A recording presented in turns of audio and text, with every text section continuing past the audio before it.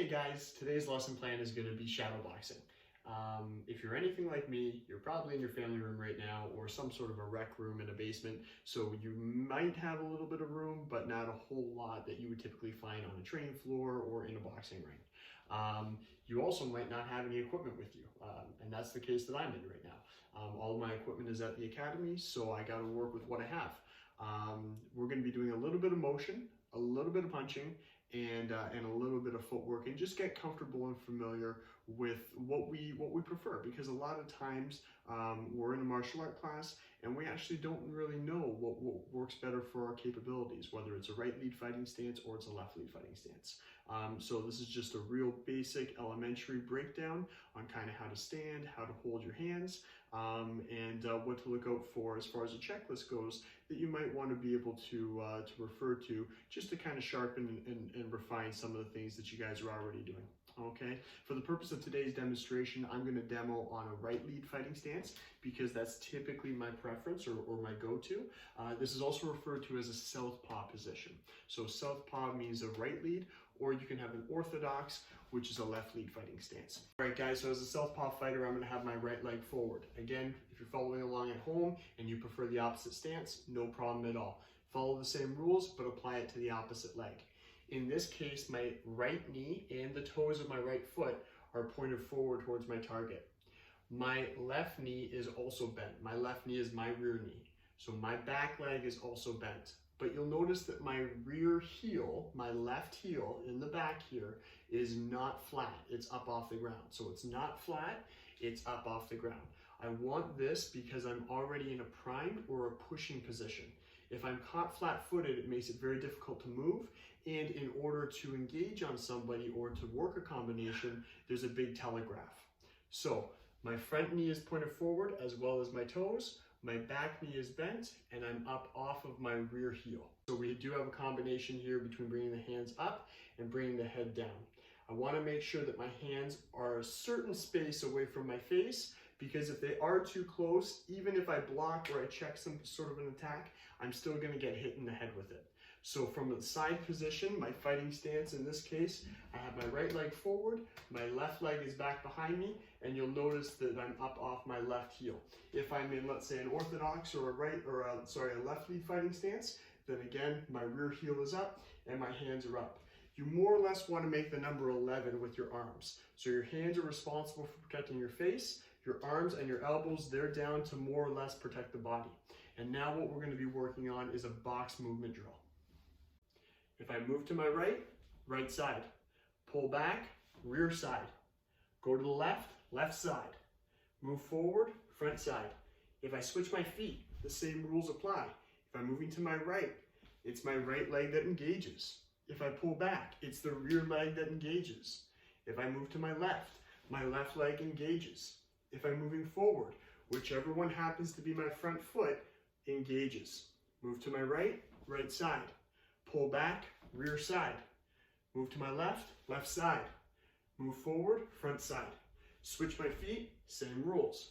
Right side, rear side, left side, front side. Switch again. Right side, rear side, left side, front side.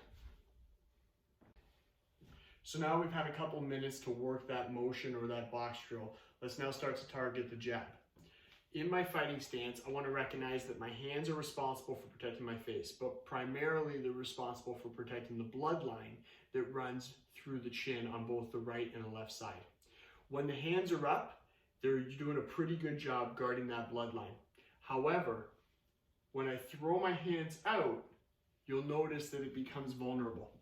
It's very important that this shoulder rolls in to protect the chin the way the hand once did when it was here. So I'm not just throwing my arm out, hoping for the best, and then bringing that back. I have to recognize that this hand has a roll right now, and that's to protect or intercept any shot that's coming primarily towards this part of my face. From here, when that hand goes out, I'm vulnerable. We want to roll that shoulder in. So that shoulder should roll in and touch or kiss the chin each time and come all the way back. There is a motion that we want to do with our feet, but for the purpose of the video, let's just work the hands right now. Throw the jab all the way out, bring it all the way back. Hand is currently protecting the bloodline or the chin. Roll it all the way forward. Bring that shoulder in to make that check happen, and then bring it back. You should feel that touch from the shoulder to the chin each time. Want to make sure that we're recognizing and doing that with each punch.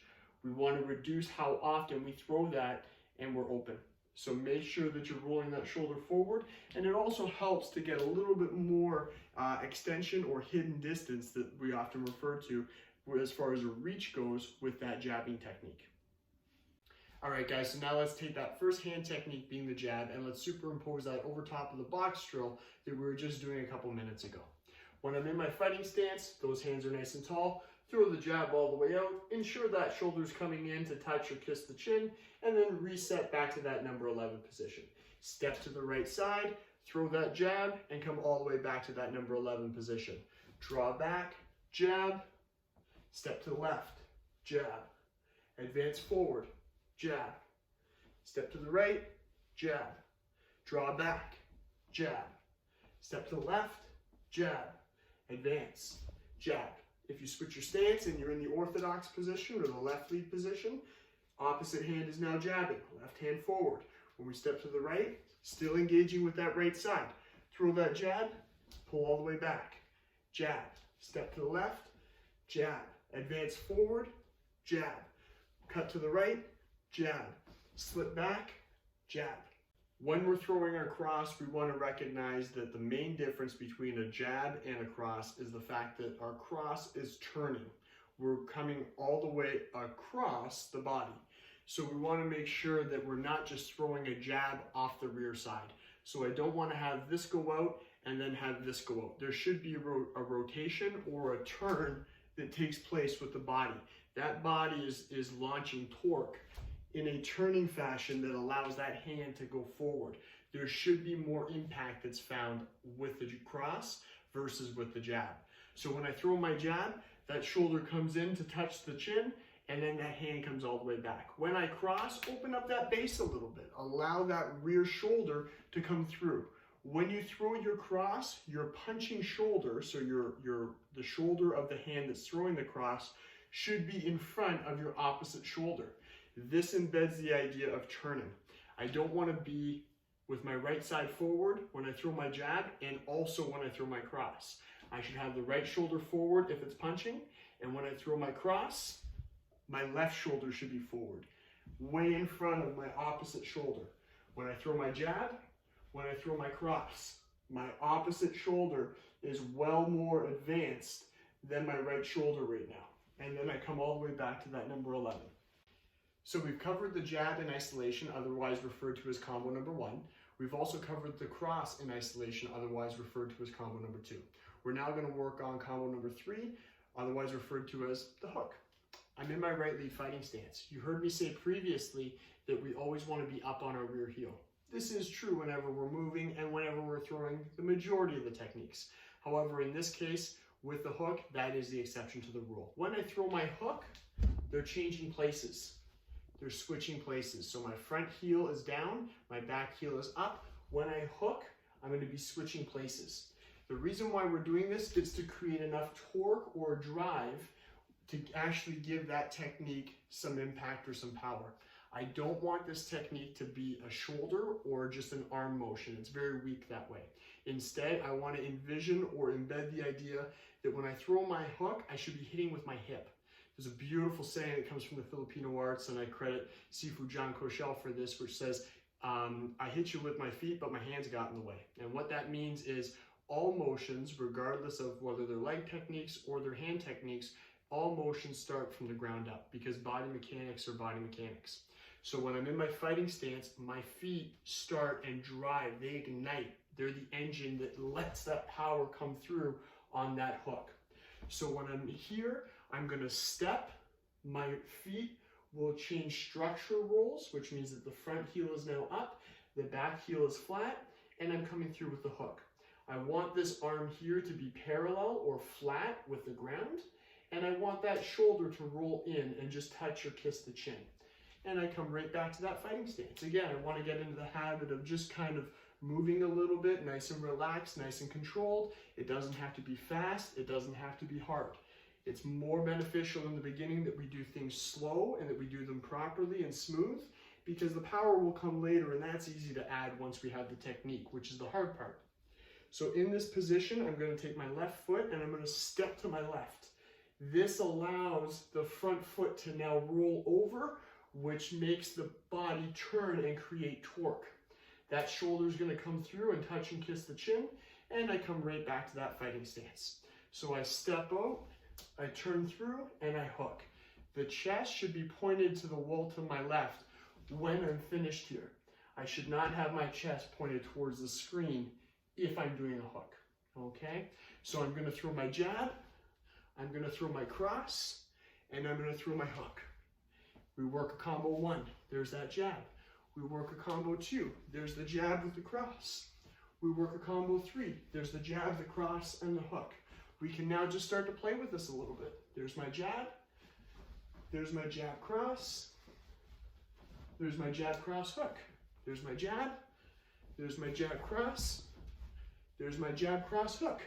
If I switch and I go to my orthodox or my left lead stance, no problem. There's my jab. There's my jab cross. There's my jab cross hook. A couple more times. There's my jab. There's my jab cross. There's my jab cross hook. You'll notice again, I'm rolling onto the ball of my lead foot to allow that heel to come up to turn that hip, which ultimately drives the backing to this technique. And then we just reset back to that fighting stance. Play with this, enjoy, and again, have fun, guys. Hope this video was helpful. For more information, check us out on Facebook or Instagram, or jump onto our website at globalmartialarts.ca.